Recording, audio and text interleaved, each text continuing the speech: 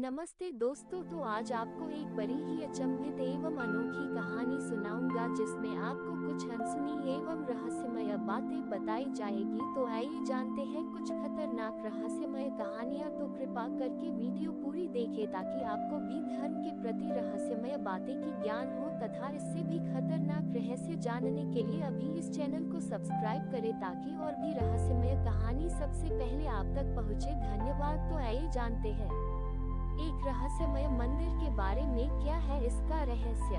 भारत के एक प्राचीन पहाड़ी गांव में एक युवा पंडित आरव को एक गुप्त ग्रंथ का पता चलता है, अक्षरवेद, जो कहा जाता है कि स्वयं ब्रह्मा ने लिखा था और जिसे केवल जागृत आत्मा ही पढ़ सकती है।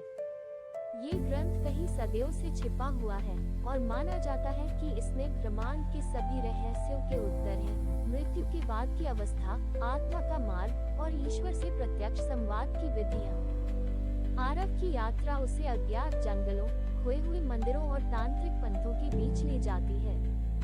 रास्ते में वह मिलता है एक रहस्यमय महिला सायरा से, जो दावा करती है कि वह अक्षरवेद की रक्षक है।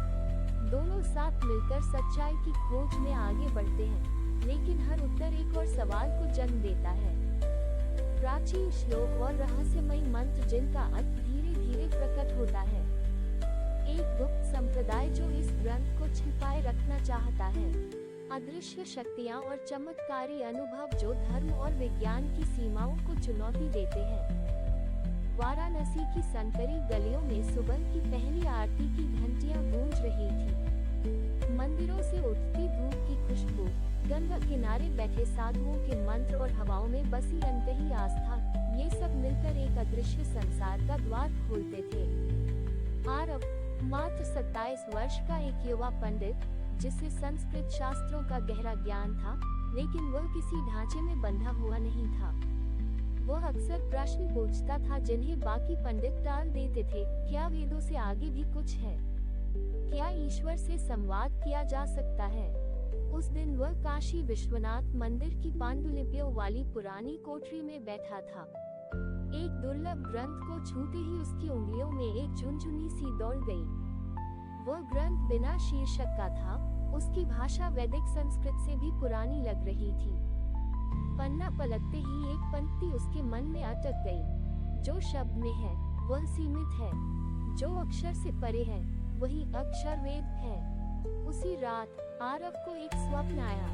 एक आवाज गहरी और अनसुनी उसके कानों में गूंजी। खोज शुरू हो चुकी है। सत्य मंदिर में नहीं, जंगल में छिपा है। दक्षिण दिशा की ओर चलो, जहाँ सूर्य भी रुक जाता है। अगली सुबह वह जानता था कि उसे काशी से निकलना होगा।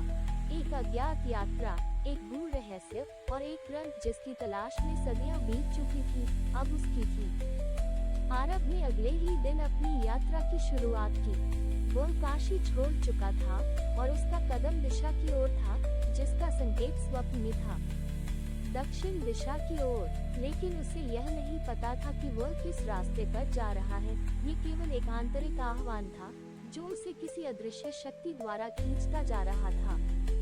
यात्रा के दौरान आरव को एक छोटे से गांव में एक वृद्ध महिला मिली, जो किसी जादुई शांति में डूबी हुई प्रतीत हो रही थी। उसकी आंखों में अजीब सी गहराई थी, जैसे उसने समय और अंतरिक्ष को पार कर लिया हो। महिला ने आरव की ओर देखा और बिना कुछ कहे ही उसे पहचान लिया। तुम आ गए हो, तुमसे ही मुझे ये पंक्ति कहनी थी, उसने कहा और अपने हाथ में एक पुराने पत्र को उसकी ओर बढ़ाया। वह पत्र वही था जिसे आरव ने स्वप्न में देखा था।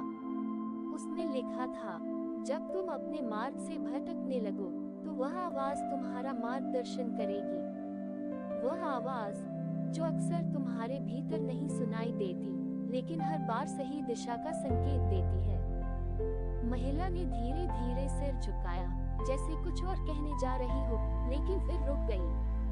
अब तुम अगले चरण की ओर बढ़ो, उसने कहा और अपने हाथ में एक छोटी सी ताबीज को आरव को सौंप दिया। वह ताबीज एक चांदी का वृत्ताकार स्वरूप था, जिसमें रहस्यमय प्रतीक बने थे। महिला ने कहा, इस ताबीज को अपने पास रखना, ये तुम्हें उस स्थान तक पहुंचाएगा जहां वह शब्द और उसका रहस्य छुपा है। आरव ने ताबीज को अपनी जेब में रखा और महिला की ओर देखा। वो एक अजीब सी शांति और भय के मिश्रण के साथ बेतहाशा आश्वस्त महसूस कर रहा था। महिला ने उसकी आंखों में एक गहरी निगाह डाली और कहा, समझने की कोशिश करो।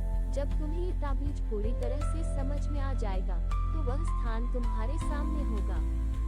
आरव ने उत्तर में सिर हिलाया, लेकिन मन में कई सवाल थे। उसने सोचा, क्या यह महिला सच में मुझे सही रास्ते पर ले जा रही है?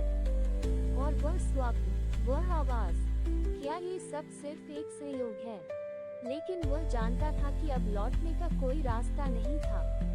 अक्षरवेद के रहस्य को उजागर करना अब उसकी नियति थी। आरव ने महिला द्वारा दिए गए ताबीज को अपने पास रखा और दक्षिण दिशा की ओर अपनी यात्रा जारी रखी। दिन और रात के बीच का अंतर मिट चुका था और उसकी धड़कन अब उस मार्ग से तालमेल बिठा रही थी जिस पर वह चल रहा था।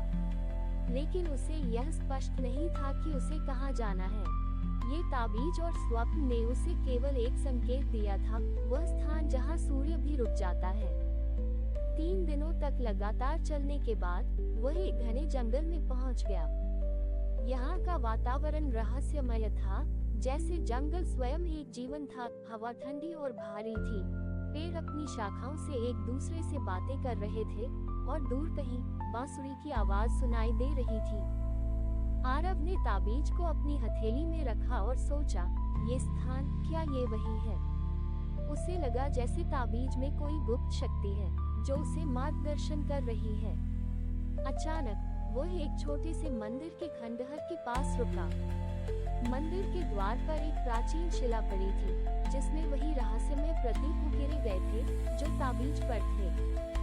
आरव ने शिला को ध्यान से देखा और महसूस किया कि यह शिला कहीं से भी सामान्य नहीं थी। उसमें कुछ ऐसा था जो उसे खींच रहा था, जैसे ये कुछ बहुत गहरा रहस्य छुपाए हुए हो।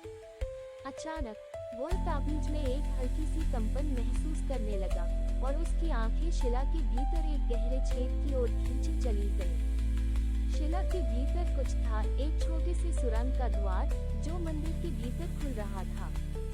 आरव ने ताबीज को शिला पर रखा और जैसे ही उसने उसे हल्का सा दबाया, शिला में एक गहरी दरार आ गई। सुरंग का द्वार खुला और एक नीली रोशनी बाहर आने लगी। ये वही रोशनी थी जिसे उसने स्वप्न में देखा था। ये वही जगह है, उसने मन ही मन सोचा। सुरंग में प्रवेश करने के बाद आरव को महसूस हुआ जैसे समय और स्थान के सभी भेद मिट गए थे। अंदर की दीवारों पर प्राचीन श्लोक लिखे हुए थे और प्रत्येक श्लोक में एक गहरा रहस्य छिपा था। उसके दिल की धड़कन तेज हो गई। ये वह जगह थी जहां अक्षरवेद का वास्तविक रूप छिपा हुआ था। जैसे ही वह आगे बढ़ा, उसे एक और आवाज सुनाई दी, वही आवाज जो उसने स्वप्न में सुनी थी, लेकिन अब ये स्पष्ट और गहरी थी। जो अक्षर में है वही शाश्वत नहीं, जो अक्षर से परे है वही सत्य है। आरव के कदम रुक गए। ये वह क्षण था जब उसे समझ में आया कि अक्षरवेद केवल एक ग्रंथ नहीं था, बल्कि यह आत्मा की एक गहरी यात्रा थी जो हर व्यक्ति के भीतर छिपी हुई थी। सुरंग की गहराई में नीली रोशनी अब एक रहस्यमय आभा में बदल चुकी थी। हर दीवार पर उकेरे गए श्लोक अब जीवन की तरह दिखाई दे रहे थे, जैसे वे स्वयं बोल रहे हों। आरव ने धीमे धीमे कदम बढ़ाए, जैसे हर शब्द, हर प्रतीक और हर दरवाजा उसे अपनी ओर खींच रहा हो। उसके सामने एक विशाल पुस्तक रखी थी, वही अक्षरवेद जिसे उसने कभी सपने में देखा था। लेकिन ये किताब किसी भी सामान्य ग्रंथ से बहुत अलग थी। इसकी चमकदार धरोहर, इसकी धूल से सजी जिल्द और पन्नों पर अजीब सी लकीरें, जैसे ये किसी और समय की चीज हो। आरव ने हाथ बढ़ाया और जैसे ही उसने पहले पन्ने को पलटा, वह एक अजीब सी हलचल महसूस करने लगा। एक अनदेखी ऊर्जा ने उसे घेर लिया। पहला श्लोक था, शब्द मृत्यु है और मौन जीवन है। सुनो, जब तुम्हारा मन शांत होगा तब तुम सत्य को जान सकोगे। आरव ने ध्यान से शब्दों का अर्थ समझने की कोशिश की और तभी उसकी आंखों के सामने एक अदृश्य सी तस्वीर उभरने लगी। जैसे ही उसने इसे स्वीकार किया, उसे महसूस हुआ कि यह श्लोक केवल शब्दों में नहीं था, बल्कि उस अनुभव में था जिसे वह इस समय जी रहा था। क्या वाकई शब्द केवल दिखावा होते हैं? क्या मौन ही वह माध्यम है जिसके जरिए सत्य को जाना जा सकता है? तभी एक गहरी आवाज उसके मन में गूंजी, तुमने पहला कदम उठाया है, लेकिन असली यात्रा अभी बाकी है। केवल आत्मा, मन और शरीर के मिलन से ही तुम अक्षरवेद को समझ पाओगे। आरव का दिल जोर से धड़कने लगा। यह आवाज वही थी जो उसने अपने स्वप्नों में सुनी थी। वो समझ गया कि यह केवल एक किताब नहीं, बल्कि एक जीवन यात्रा है, एक ऐसी यात्रा जो उसे अपने भीतर तक ले जाएगी। उसे अब इस ग्रंथ का असली रूप समझ में आने लगा था। अक्षरवेद का मतलब केवल ज्ञान नहीं था, बल्कि यह आत्मज्ञान की प्रक्रिया थी, जो हर व्यक्ति को अपने भीतर की गहरी आवाज को सुनने के लिए प्रेरित करती है। तभी अचानक वह एक और श्लोक पढ़ता है, अक्षर से परे अनंत शून्यता है। जो शून्य को पहचानता है, वही जीवन के सत्य को जानता है। आरव का मन एक क्षण के लिए ठहर गया। क्या इसका मतलब ये था कि इस जीवन की प्रत्येक बात अस्थायी है और केवल शून्यता में ही अनंतता है? क्या ये संदेश उसे यह समझा रहा था कि जीवन में हर चीज, हर अनुभव और हर विचार के पीछे एक गहरी शांति है, जो निराकार और अव्यक्त है? आरव ने धीरे से आंखें बंद की और महसूस किया कि उसकी यात्रा अब सिर्फ बाहरी नहीं, बल्कि आंतरिक भी हो गई है।